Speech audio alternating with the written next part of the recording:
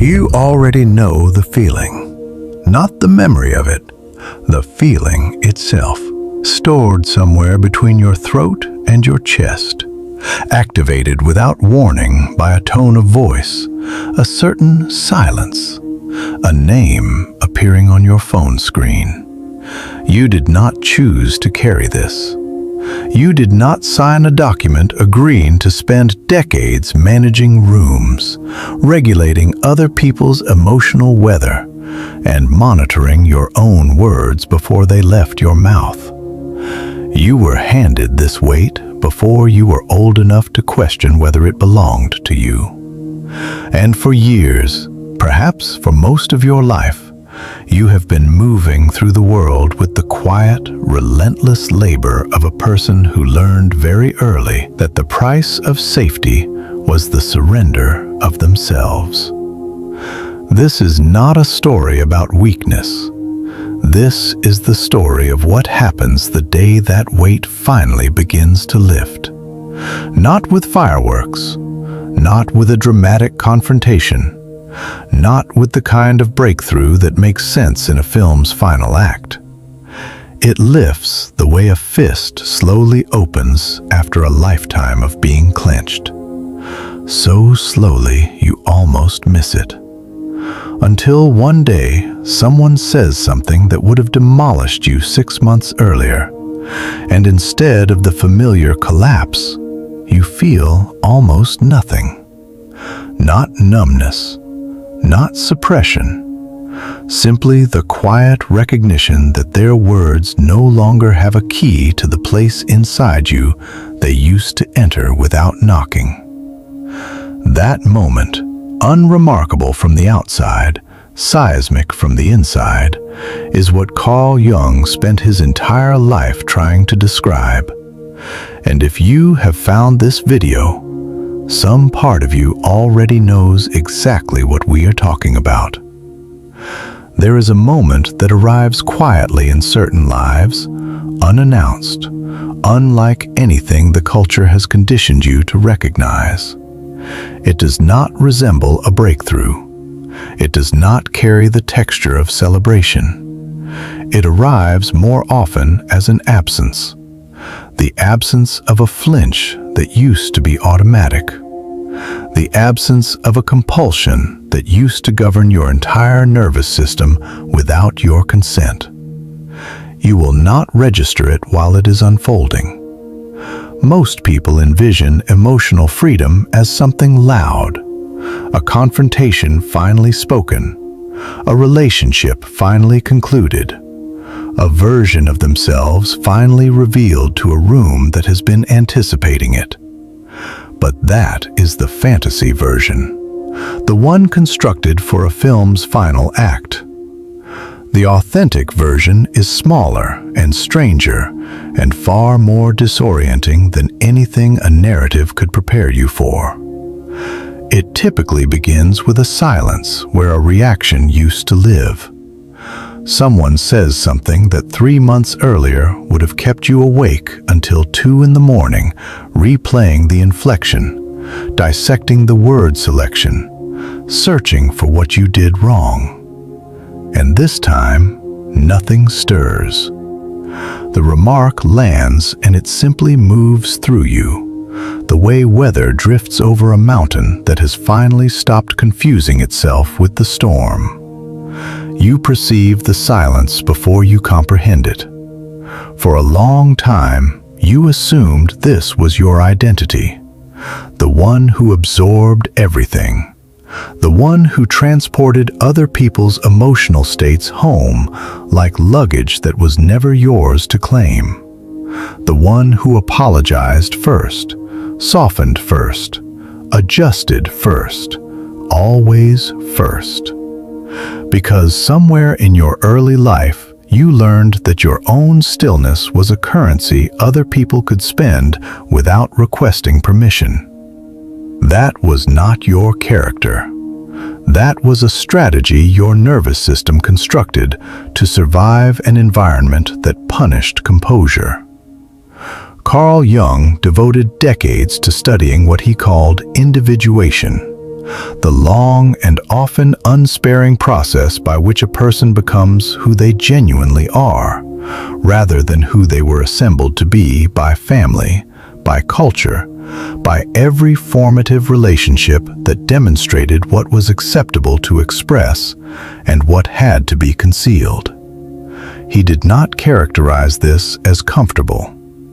He described it as a confrontation, because beneath the version of you that learned to manage rooms, regulate other people's emotional states, and monitor your own tone for signals of danger, there is another self entirely. One that was never extended the opportunity to exist without apology. That self does not announce its return. It simply ceases asking for permission. Drop 1111. I give myself permission to exist without apology in the comments right now. There is a particular kind of person who invests years believing their emotional reactivity is proof of how profoundly they experience things. The tears that surface too readily, the frustration that lingers for days, the hunger for reassurance that no quantity of reassurance ever quite satisfies. And it feels from the inside like sensitivity, like depth, like evidence of a rich interior life. Most of it is not depth. Most of it is an antiquated alarm system still operating, still scanning every environment for a threat that ceased to exist years ago. This is the part almost no one articulates, because it is not flattering, and flattery is what most content is engineered to deliver. Emotional reactivity is rarely a signal of how intensely you feel. It is far more consistently a signal of how much you were never permitted to feel safely, back when the feeling first took shape. The child who wept and was instructed to stop weeping does not stop experiencing grief. They stop trusting that grief is permitted to exist without consequence. And that mistrust does not remain in childhood. It matures alongside you, wearing adult clothing, mistaken for your complete personality. You were not born reactive. You were made vigilant. And vigilance, sustained long enough, begins to resemble exactly who you are, until the day it no longer does. That day does not arrive with ceremony. It arrives more often in a conversation where someone deploys the old method, the guilt, the veiled accusation, the inflection calibrated to make you contract, and you perceive it settle somewhere in your chest, and then you feel it simply dissolve. Not suppressed, not managed, dissolved, the way tension releases from a muscle that has finally been persuaded, convincingly, that it is no longer under siege.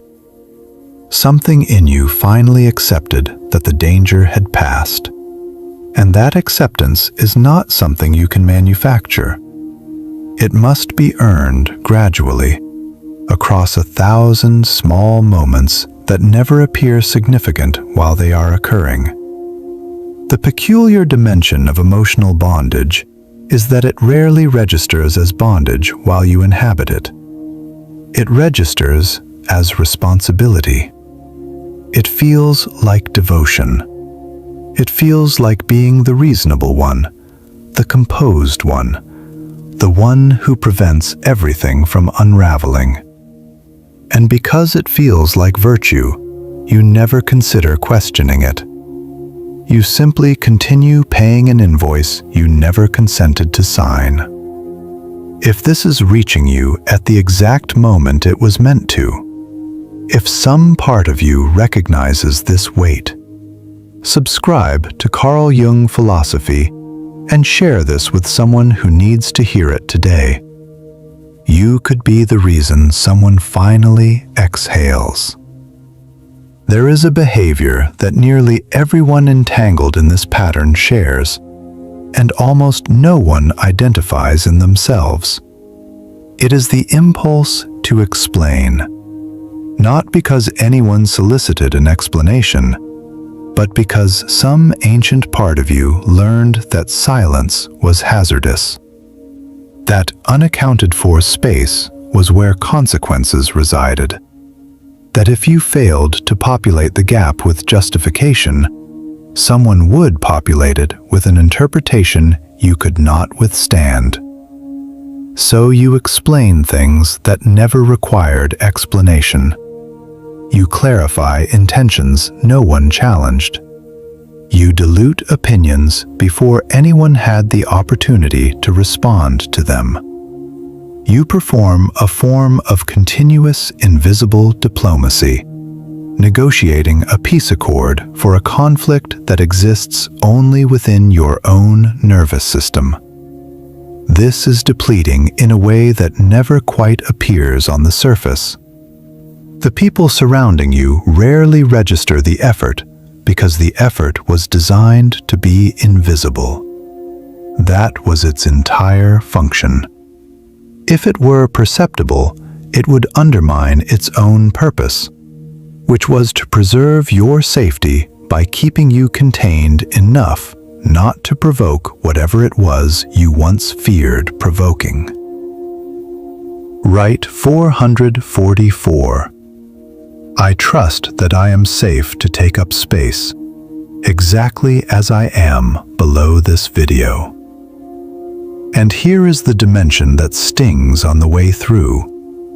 You developed an extraordinary capacity for reading environments.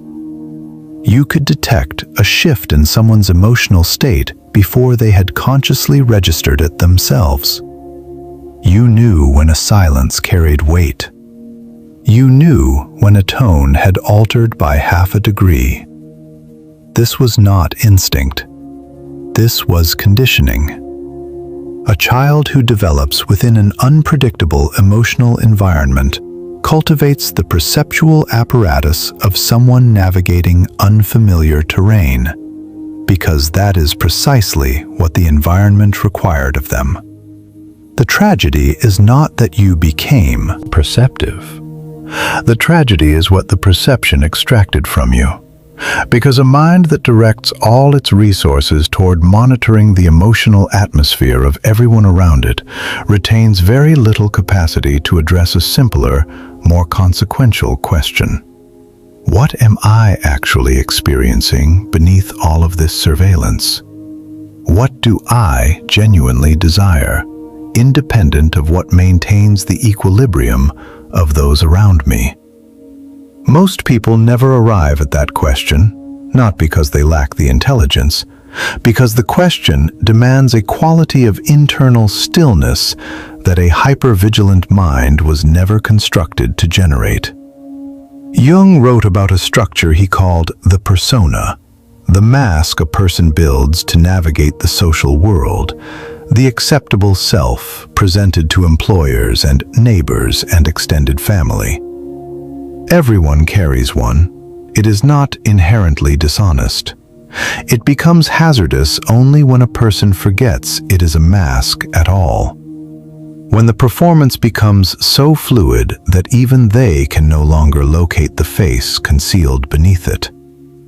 You constructed a persona from accommodation, and you wore it so consistently that you began presenting it as your authentic character. There is a particular configuration of relationship that assembles itself around a person like this, and it reproduces itself with an almost mechanical predictability. The individuals drawn to your accommodation are rarely drawn to you specifically. They are drawn to what your accommodation makes accessible to them: space, comfort, the elimination of friction, a permanent witness who will not contest the narrative they maintain about themselves. Initially, this registers as intimacy. It rarely sustains that quality. Because accommodation, once established, crystallizes into an unspoken arrangement, and unspoken arrangements are precarious precisely because only one party understands the terms. You recognize you are managing the dynamic. They do not perceive that it is being managed.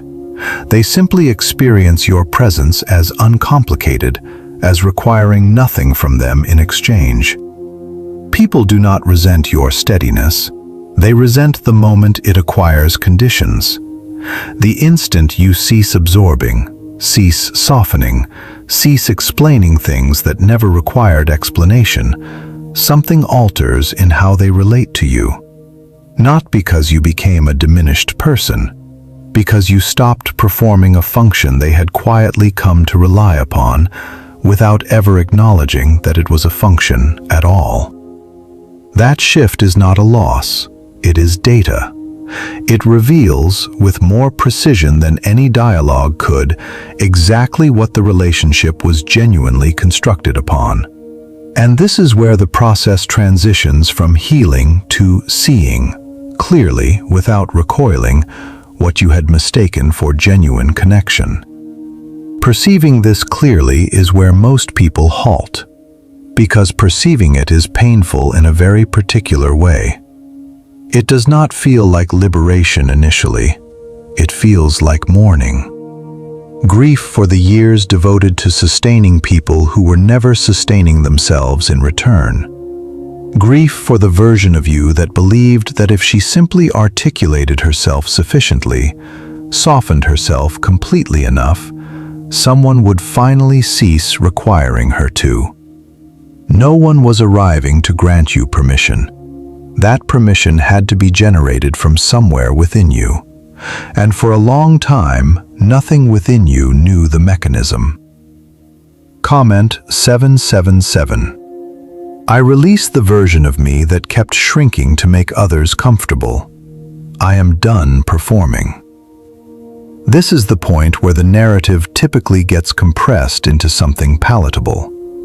Someone advises you to establish limits, to prioritize self-regard, to discontinue caring about external judgment, as though these were switches you could activate once you elected to. But a nervous system constructed around vigilance does not respond to declarations. It responds to evidence. It requires surviving the precise circumstance it once feared and emerging from the other side intact before it will, quietly and incrementally, begin to stand down. This is why understanding alone never resolves anything. You can comprehend a pattern completely and still replicate it that same afternoon, because comprehension resides in the portion of the brain that communicates, while the pattern resides in the portion that reacts. And these two regions rarely interface directly.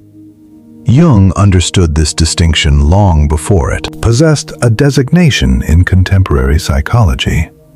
He wrote that until you render the unconscious conscious, it will orchestrate your life and you will attribute it to fate. What he intended was precise and considerably more austere than it sounds. The patterns governing your reactions were not selected. They were installed early by people who were themselves operating patterns installed in them by someone else. An inheritance no one requested, transmitted like a family artifact no one desired, handled rather than examined. You did not select your hypervigilance, but you are the one who must process it. This is where the shadow enters, not as a metaphor for darkness, but as Jung genuinely intended it. The shadow is simply everything about yourself that carried too great a cost to express, and was therefore submerged instead. For certain people, the shadow contains fury. For others, it holds ambition, or appetite, or the straightforward and unglamorous desire to occupy the center rather than the periphery. For you, the shadow likely contains something quieter. It holds the dimensions of you that were never granted permission to claim space. The frustration you were conditioned to absorb because it rendered others uncomfortable. The needs you learned to minimize because articulating them once cost you something you were unprepared to forfeit. The aspects of you that wanted to be chosen without being required to justify that choice through relentless contribution. These dimensions did not vanish when you submerged them. They descended and have been animating your behavior from beneath the surface ever since, disguised as anxiety, as excessive rumination, as the compulsive impulse to maintain everyone's comfort. Most people do not resent their fragility. They resent the possibility that they might outgrow the identity they have been assigned. And that resentment is often directed inward first, before it is ever directed outward. Because some dimension of you still believes the accommodating self was the worthy one, the secure one, the one that kept you loved. Encountering the submerged self feels initially like meeting a stranger you cannot be certain you can trust. This is the threshold most people never traverse, not because they lack the capacity, but because crossing it demands a willingness to be temporarily more dissonant before you are more whole. The person who discontinues over-explaining will, for a period, feel cold to people accustomed to warmth available on demand. The person who stops absorbing other people's emotional states will, for a period, feel selfish to people accustomed to unlimited access. This discomfort is not confirmation that you are doing something wrong. It is confirmation that the old arrangement is finally being renegotiated. The people who benefited from your previous terms will not renegotiate willingly. Some will intensify. Some will accuse you of having changed, as though transformation were the offense rather than the entire objective. And a very few, will encounter the new terms with something resembling relief, because they were fatigued by the performance as well, and simply lacked the courage to conclude it first. That relief reveals who was genuinely present for you. Everyone else was only ever present for the persona. This is where the more unsettling dimension begins. The dimension most psychological content quietly sidesteps because it does not flatter anyone. The people who caused you harm were not, in most instances, uniquely cruel.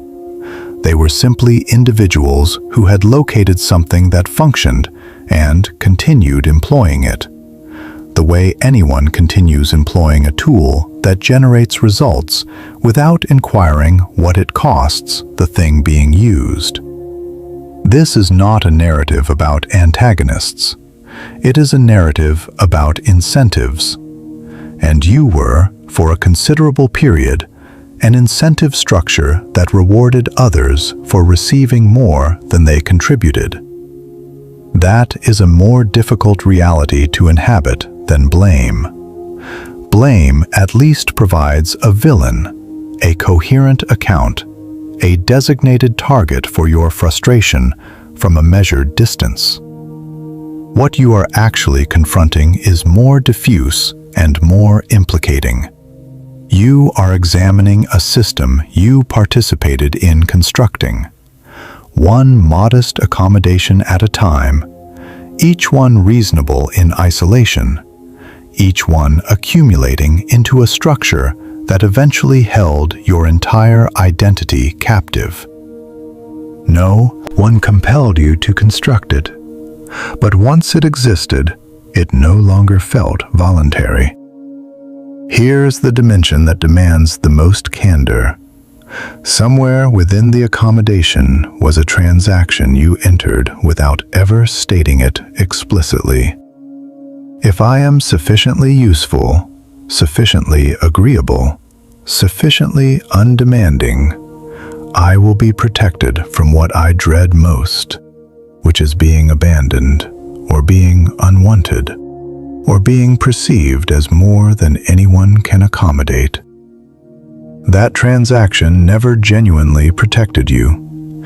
It only deferred the reckoning and elevated the eventual cost, because a life constructed on that transaction does not yield safety. It yields a slow, cumulative depletion that eventually begins manifesting in your body before it ever reaches your conscious awareness.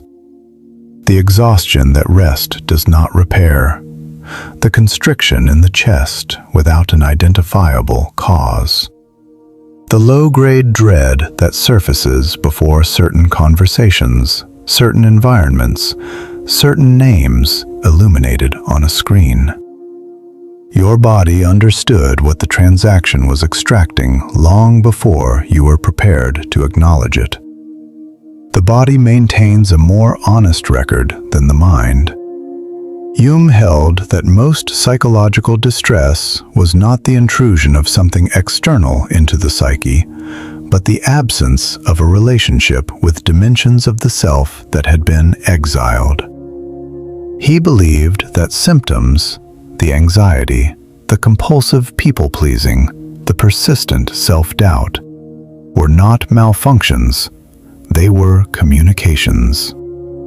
Attempts by the exiled self to capture the attention of a consciousness that had spent years directing its gaze everywhere except inward. You were not fractured. You were being urgently contacted by a version of yourself that refused to remain buried. Drop 528. I am healing. My mind, my body, and my soul are realigning right now in the comments. The perceptual shift, when it finally arrives, does not register as triumph. It registers as quieter than that, and stranger. You begin noticing that the same qualities you once characterized as your deficiencies, your intensity, your inability to release things prematurely, your refusal to pretend a wound is absent simply because acknowledging it is inconvenient for someone else, were never deficiencies at all. They were the exiled self attempting to surface. What you labeled too sensitive was precision that no one was prepared to receive. What you labeled too much was simply presence, undiluted, in a world that largely prefers its people diluted enough to be manageable. This reorientation does not arrive all at once, and it does not persist permanently once it arrives. It must be re-earned repeatedly, particularly in moments of strain when the old configurations resurface with their original confidence, guaranteeing that if you simply accommodate one more time, everything will finally resolve. It will not resolve. It was never going to resolve. That was never what the accommodation was genuinely purchasing. The old pattern does not dissolve because you comprehended it. It diminishes in influence, gradually, each time you observe it operating and decline to obey it regardless. That observation is not comfortable. It requires you to remain present within the old fear, the fear of being excessive, of being abandoned, of being unwanted, without enacting the reflex that used to render the fear bearable. You must experience the fear directly, without the sedative of accommodation, and discover, often for the first time in your adult life, that you can endure the feeling itself. Most people never examine that. They invest their entire lives evading the feeling rather than discovering it was survivable from the beginning. This is the dimension almost no one prepares you for. The day you achieve emotional freedom does not register as freedom. It registers for a period as grief wearing freedom's garments. Grief for the years devoted to negotiating your own value with people who were never going to improve their offer. Grief for the version of you that believed silence was security and performance was affection, and endless accommodation was simply the admission price for being permitted to remain in the room. That version of you was not deficient. She was executing the only mathematics available to a nervous system that had learned, early and thoroughly, that visibility was dangerous. She kept you alive. She was simply never designed to direct the remainder of your existence. The freedom, when it finally settles, does not declare itself with certainty. It arrives as a quality of tired clarity. You begin registering the cost of things you once executed without reflection. The apology that required nothing to withhold, because what you were apologizing for was never genuinely your error. The explanation you no longer extend, because you perceive for the first time that no one who genuinely respected you ever required one. The silence you now permit to inhabit a conversation without accelerating to fill it with reassurance no one solicited. That silence once terrified you. Now it is simply space, and you are permitted to occupy it without compensation. Jung wrote near the conclusion of his life that the most formidable thing a person can do is accept themselves completely. Not the dimensions that present attractively, not the dimensions that secured approval from people who were only ever comfortable with a fraction of you. All of it. The frustration you were conditioned to absorb. The ambition you learned to disguise as modesty. The depletion you concealed because rest appeared to certain people as desertion. The desire to be chosen without being required to justify that choice through relentless contribution. To accept all of it without translating it into something more palatable for an audience that was never going to be satisfied regardless. That is not a single resolution. It is a practice, repeated imperfectly for the remainder of your life. Because here is what no transformation narrative is willing to concede. There is no ultimate threshold. No day you cross after which the old configurations permanently surrender their influence. The vigilance does not dissolve. It grows quiet, and then, under sufficient strain, it will speak again in its original voice, presenting the original transaction. What transforms is not the disappearance of the impulse. What transforms is that something within you now identifies it the instant it surfaces. That recognition is the complete difference between a life directed from concealment and a life inhabited with clarity. The impulse to contract may still surface in certain environments, but you will perceive it arriving, name it, and determine consciously whether to comply. That determining, however negligible it appears from the outside, is the entirety of what freedom genuinely is. It was never going to resemble celebration. It resembles a woman who spent years explaining herself for a living, finally allowing a sentence to conclude without qualification. It resembles a man who devoted decades to absorbing other people's emotional states, finally perceiving tension in the room and simply allowing it to belong to someone else. It appears unremarkable from the exterior because the conflict was never perceptible to anyone but you. Most people will never comprehend what that silence cost you to construct. They will only observe that you no longer recoil. And the people who benefited from the previous version of you, the one who explained everything, absorbed everything, apologized first and last, will not understand what occurred. They will characterize it as distance. They will characterize it as transformation, as though transformation were the transgression rather than the entire objective. Allow them their confusion. Their disorientation is not confirmation that you erred. It is confirmation that the terms finally shifted, and they were never consulted because they were never entitled to a voice in the arrangement to begin with.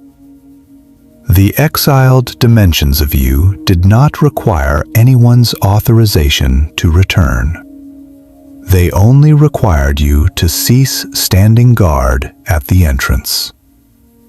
There is a particular quality of stillness that belongs to a person who has finally stopped performing their own existence for an audience that discontinued its attention years ago. It is not contentment precisely. It is something more durable than contentment and considerably more difficult to displace. It resembles from a distance peace. Up close, it is simply the resonance of someone who has finally ceased requesting permission to exist at complete volume. You did not arrive here by accident. The fact that you remained through every word of this, that something in you recognized itself in these sentences, means the work has already begun. It began the moment you stopped pretending the weight wasn't there. Carl Jung believed that the most courageous act a human being can perform is to look directly at what they have spent their life looking away from. You are doing that right now. And that changes everything. And yet, even after all of this, there will be mornings when you wake up and the old version of you is already waiting at the edge of your thoughts. Not loudly, not dramatically, just quietly sitting there, offering its familiar logic. It will remind you how much easier things were when you simply agreed, when you absorbed without questioning, when you kept the peace by surrendering your own. It will not arrive as an enemy. It will arrive dressed as wisdom, as caution, as the reasonable voice that says, perhaps this time, just this once, it is safer to stay small. This is not a setback. This is the nature of any real transformation that was never announced with a single moment of clarity.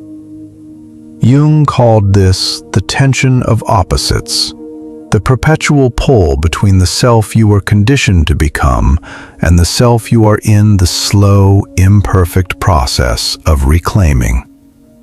That tension does not resolve. It becomes something you learn to inhabit without being dismantled by it. What shifts is not the disappearance of the pull. What shifts is the distance between the impulse and your response to it. Where once there was no gap at all, where the old reflex fired before you even registered what was happening, now there is a pause, a breath, a moment of recognition where you see the pattern arriving and understand that you are not obligated to follow where it leads. That pause is everything. It is the entire distance between a life lived unconsciously and a life lived with awareness. It is small enough that no one around you will notice it. It is large enough to change the entire architecture of how you move through the world. Carl Jung. Philosophy exists for exactly this moment. The moment between the impulse and the choice. The moment where you remember that the patterns you inherited are not sentences. They are invitations to look more closely at what was never resolved. And looking closely, however uncomfortable, is always the beginning of something that could not have started any other way. You are not behind. You are not broken. You are simply someone who is finally, honestly, beginning.